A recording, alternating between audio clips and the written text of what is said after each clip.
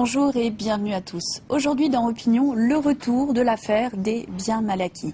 Mardi, la Cour de cassation a autorisé la justice française à enquêter. En cause, les conditions d'acquisition en France du patrimoine de 3 chefs d'État africains, Feu Omar Bongo du Gabon, Denis Sassou Nguesso, le président de Congo-Brazzaville, et Théodore Obiang de Guinée équatoriale. En octobre 2009, la Chambre de l'instruction de la Cour d'appel de Paris avait confirmé la décision du parquet de rejeter l'ouverture d'une enquête dans cette affaire, mais saisie après cette confirmation, la plus haute juridiction judiciaire a ordonné cette semaine le retour du dossier devant un juge d'instruction, jugeant recevable la constitution de partie civile de l'association Transparency International France, l'une des associations à l'origine de la plainte. On en parle aujourd'hui avec mes invités, François Ndengwe, qui est le fondateur du African Advisory Board, et Catherine Pierce, qui est administratrice de Transparency International. Merci beaucoup à tous les deux d'être avec nous aujourd'hui. Tout d'abord, Catherine Pierce, pour votre organisation, donc à l'origine de la plainte, ça doit être un grand moment puisque cette affaire va pouvoir être enquêtée en France. Tout à fait. Pour nous, c'est vraiment une très très grande satisfaction que d'avoir obtenu une telle décision de la Cour de cassation. Notre président Daniel Lebègue hier n'hésitait pas à parler de victoire du droit. En effet, jusqu'à présent, une organisation comme la nôtre ne pouvait pas déclencher une action publique devant l'inertie du ministère public. Désormais, dès l'instant que nous sommes une association raisonnable et reconnue comme telle, nous pouvons effectivement agir en justice. C'est une grande avancée. Et François Ndengwe, finalement, cette affaire dont on parle depuis 2007 va enfin pouvoir enquêter. On a une petite idée du patrimoine finalement qui sera enquêté. On parle d'un peu plus de 160 millions d'euros. Le patrimoine réuni des 3 chefs d'État en question. On va enfin pouvoir en savoir plus. Oui, la décision d'hier est très surprenante. La décision d'hier, aussi bien sur la question de principe que sur la question de forme de l'application. Elle est surprenante d'abord parce que les victimes, c'est pas Transparency International. Donc c'est une fois où quelqu'un ou une association qui n'est pas victime peut faire passer sa décision et porter plainte contre des chefs d'État qui, en définitive, ont surtout des comptes à rendre à leurs citoyens et à leur continent. Deuxièmement, on peut appliquer la justice aussi bien dans les pays concernés qu'au niveau des ensembles régionaux ou bien au niveau africain. Donc je ne vois pas très bien, pour prendre un exemple, si disons des Zimbabwéens à Paris pouvaient s'attaquer à la fortune de Berlusconi, par exemple. Donc je vois qu'il y a là quelque chose qui est un peu à c'est une question intéressante. Alors, à cela, je vous répondrai que nous ne nous attaquons pas au comportement des chefs d'État africains dans leur pays et à ce qui peut se passer dans leur pays. Effectivement, nous laissons cela à la justice de leur pays. Ce que nous ne voulons pas, c'est que la France soit le refuge de ces biens qui ont été détournés. Or, l'ensemble des biens sur lesquels nous demandons une enquête sont en France. Ce sont des biens qui ont été acquis en France, qui sont en France. Et c'est cela que nous ne... Mais qu'est-ce que vous entendez des biens détournés ? Des biens, enfin, en tout cas, nous avons donc une enquête policière a démontré qu'effectivement, l'ensemble de ces chefs d'État africains avaient en France un très important patrimoine immobilier, compte en banque, etc. Nous constatons que ce patrimoine est là à leur nom, et nous nous interrogeons simplement sur le fait de savoir comment ces biens ont pu être acquis, compte tenu de ce que, lorsque ces chefs d'État ou leurs proches sont venus au pouvoir dans leur pays, ils n'avaient pas de fortune personnelle, qu'ils ont toujours affirmé qu'ils avaient des revenus tout à fait raisonnables et au regard effectivement des fonctions qu'ils occupaient. Comment, dans ces conditions, ont-ils pu acquérir, acquérir un tel patrimoine? Il y a effectivement un soupçon, quelques présomptions, comme quoi ces biens auraient été acquis grâce effectivement à des fonds publics qui auraient été détournés. Nous avons d'ailleurs quelques chèques pour l'acquisition de véhicules automobiles ou autres qui sont tirés sur les trésors publics des pays en question directement.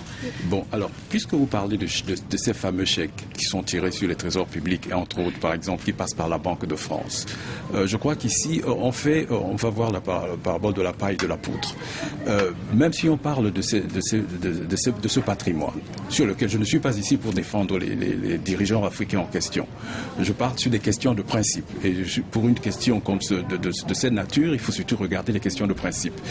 Alors, ici, je ne vois pas en quoi une association française peut se permettre d'ester en justice, d'attaquer en justice des dirigeants africains sur un certain patrimoine dont vous avez, c'est pour ça que je vous ai posé la question de bien détourner.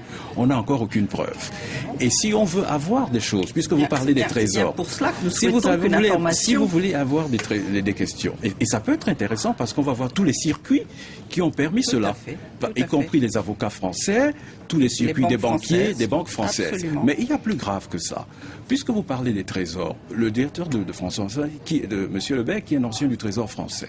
Et on sait que tous ces trois pays appartiennent à une zone qu'on appelle la zone CFA. Et que les réserves, les devises de ces pays sont détenues en France. Et c'est pas 100 millions. Ça se chiffre à des milliards. Pour des biens mal acquis, il faudrait déjà que Transparency enquête sur pourquoi des pays 50 ans après leur indépendance ont leurs réserves qui sont dans le trésor, détenues par le Trésor français. Ça, ce serait un sujet sérieux. Et c'est pas les broutilles sur centaines de millions ou une villa au bord d'un passage de RER. Je crois qu'il y a des questions de fond qu'on peut voir et la méthode de Transparency me semble pas vraiment la plus appropriée pour résoudre un problème qui est grave, qui est le problème de la corruption. C'est vrai, Catherine Pierce, que même si votre action vise à établir la vérité quant à un patrimoine acquis en France, ce qu'elle permet vraiment de faire, c'est d'enquêter d'où vient cet argent. Absolument. Enfin, si vous voulez, le patrimoine, nous sommes certains de son existence. La façon dont ce patrimoine a été acquis, nous n'avons pas, effectivement, nous n'avons pas pu apporter les preuves. Donc c'est pour cela que nous souhaitons qu'une information soit ouverte, que des juges d'instruction, je pense qu'il y en aura plusieurs qui seront désignés dans cette affaire, puissent effectivement faire une enquête approfondie et découvrir d'où vient cet argent. Comment ces biens ont été acquis. Théodore Ndengwe, par rapport à ce que vous avez dit, oui. Même si la justice française donc avait au départ estimé que ça ne pouvait pas être enquêté, maintenant estime que Transparency International peut arguer être un parti qui subit un préjudice puisque c'est une organisation qui est là pour combattre la corruption, pour assurer une certaine transparence, un revirement certes au niveau de la justice française et de la façon dont elle voyait la chose, mais est-ce que ça ne permettra pas de résoudre certaines énigmes? Je vous donne par exemple l'exemple de Congo-Brazzaville, 4e producteur du pétrole mondial, 70% de la population vit avec moins d'$1 par jour et c'est le FMI lui-même qui estime qu'entre 2003 et 2005 il manquerait plus d'$1 milliard dans le budget du pays. Est-ce qu'il n'est pas important que ça vienne de la France ou que ça vienne d'ailleurs, ces choses-là soient mieux comprises pour le peuple? C'est très bien que ça vienne de la France. Et c'est très bien que ça vienne de la France parce que la France a une grande responsabilité dans tout ce qui se passe. Vous me parlez du Congo-Brazzaville et du pétrole.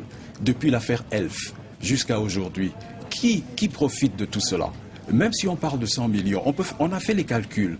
Vous savez que le Global Financial Integrity a publié un rapport en novembre, en disant que de 70 jusqu'à 2000, l'Afrique a perdu près de 1,8 milliard de dollars. Et par des évasions, et par des opérations des entreprises pétrolières qui font des prix de transfert et qui ne payent pas l'impôt et qui exploitent l'Afrique depuis. La France a signé le 5 novembre dernier, il y a quelques jours, un accord avec la Chine de livraison de 20 000 tonnes d'uranium. Cet uranium viendra d'où? Donc on ne peut pas toujours jeter l'opprobre sur les dirigeants africains et ne pas voir les entreprises françaises, les entreprises européennes, les entreprises américaines qui tirent le plus gros du bénéfice. Et en plus, ici, ils sont je trouve que les dirigeants africains ont de très mauvais avocats. parce que la cause n'est pas très difficile à défendre. Il ne viendra jamais à l'esprit d'un Français de laisser un président de la République française être traîné par un tribunal, je ne sais pas, à Abidjan ou à truc. Il y a là, la transparence, ce n'est pas le lieu de transparence ici, d'agir. Je ne partage pas, bien évidemment, votre opinion. Ce n'est pas le lieu. Attendez, laissez-moi terminer une seconde. Transparency est une organisation qui vaut ce qu'elle vaut. Elle a été surtout célèbre par un certain classement de pays soi-disant corrompus sur des méthodes qui ne sont pas du tout scientifiques et qui ont été dénoncées, y compris par l'un des fondateurs de Transparency qui s'appelle l'ancien ministre néerlandais, M. Michel Van Hulten, que je connais très bien, et qui connaît que les méthodes, vous allez voir le classement, c'est même une méthode d'intimidation vis-à-vis des dirigeants africains. Parce que tous les dirigeants africains... Je crois que là, on s'égare du sujet. Non, nous restons sur la méthodologie de Transparency. Oui, mais c'est pas le sujet aujourd'hui. Le sujet aujourd'hui, ce sont quand même le sujet des biens mal acquis. Mais les biens mal acquis, qu'est-ce que ça veut dire mal acquis? Je voudrais acquis à l'aide de fonds détournés. Détournés par qui? Lesquels fonds? Vous n'avez pas des preuves, madame. Non, c'est pour cela que nous souhaitons qu'il y ait une information. Que je vous dise des fonds détournés, la banque, vous savez, pendant l'affaire de la crise financière, la Société Générale, ici la BEAC, c'est-à-dire la Banque des États de l'Afrique centrale, a perdu 25 millions d'euros parce que la BEAC a placé de l'argent à la Société Générale. Et voilà un bien qui s'est envolé en fumée, près de 17 milliards de francs CFA. Et personne ne parle de cela. Voilà les vrais problèmes. Mais pour revenir un petit peu à ce qui a été dit à l'instant, c'est un revirement de la part de la justice française. Est-ce que, de votre part, vous estimez que jusque-là, il y a une réticence à enquêter dans cette affaire parce que, justement, ce sont, comme le disait Monsieur Ndengwe, ce sont des organisations, ce sont des systèmes, ce sont des relations qui font partie de la France-Afrique, de choses finalement que la France ne veut pas regarder en face non plus. Peut-être. Hein. Voilà, nous, si vous voulez, nous avons eu connaissance d'un certain nombre de faits. Nous ne pouvons dénoncer que ces faits-là. Il n'est pas question pour nous, effectivement, de nous faire les procureurs de l'Afrique. En aucune question. Notre seul souci, c'est que la Convention de l'ONU soit appliquée et que s'il est démontré, et je dis bien s'il est démontré, que ces biens ont été obtenus à l'aide de fonds qui étaient effectivement des fonds publics, eh bien ces avoirs, d'une façon ou d'une autre, puissent être restitués aux populations qui, comme vous venez de l'indiquer, sont des populations qui souffrent énormément, qui sont largement sous le seuil de pauvreté, alors que nous avons là des pays qui ont des richesses particulièrement importantes. Prenez-vous-en aux entreprises françaises qui exploitent ces richesses. Prenez-vous-en à Areva. Mais écoutez, si vous voulez avoir au fond, on ne peut pas faire le tri, puisque ce sont des questions économiques. Dans un système économique et un système politique qui existe depuis plus de 50 ans. Madame vient de parler du mot France-Afrique. Si vous voulez aller au fond de choses, la corruption n'est pas instituée en Afrique. La corruption est le produit d'un système. Et d'ailleurs même, si vous savez que... parce qu'il faut voir l'histoire de cette affaire. La corruption, jusqu'aux années 90, jusqu'en 2000, en France, les produits de la corruption étaient déductibles fiscalement. C'est-à-dire que les entreprises françaises pouvaient se permettre d'aller corrompre et venaient voir le fisc français et déclarer. Mais elle n'est pas appliquée. Moi, j'étais appliqué. Mais alors, c'est comme ça que pendant plus de 3 décennies, on a créé les conditions de la corruption en Afrique. Les Africains, avant les indépendants... Aujourd'hui, on est devant ce fait. Il faut bien faire l'histoire des choses. Il faut bien. Et Transparency ne fait pas... Pourquoi notre organisation ne pourrait pas, au temps T qui est celui d'aujourd'hui, agir? Effectivement, nous n'allons pas revenir sur tout ce qui s'est passé autrefois. Mais nous ne sommes pas, comme je vous l'indique, les procureurs en France. Mais vous êtes des procureurs, vous avez cette attitude de procureur. Non, pas du tout. Nous avons eu cette affaire. Nous avons souhaité qu'un éclaircissement soit fait. L'éclaircissement n'a pas été fait. Nous avons donc déposé une plainte. Pourquoi les dirigeants africains? Nous n'avons pas les moyens. Il y a tous les princes arabes qui ont des propriétés en France plus de 100 fois plus. Pourquoi? Je crois qu'il y a un petit complot. complexe-là qu'il faut Il n'y a enlever. aucun complexe. Nous ne pouvons Pourquoi pas enquêter sur les dirigeants africains? Et Parce pourquoi pas que enquêter nous sur avons vu les faits en dirigeants notre possession, c'est tout. Des oligarques russes sur la Côte d'Azur? C'est un débat qui passionne et sur lequel on aura sans doute l'occasion de revenir. Et donc une enquête de toute façon qu'on suivra de très près ici sur France 24. Dans quelques instants, tous les derniers titres de l'actualité internationale. Restez avec nous.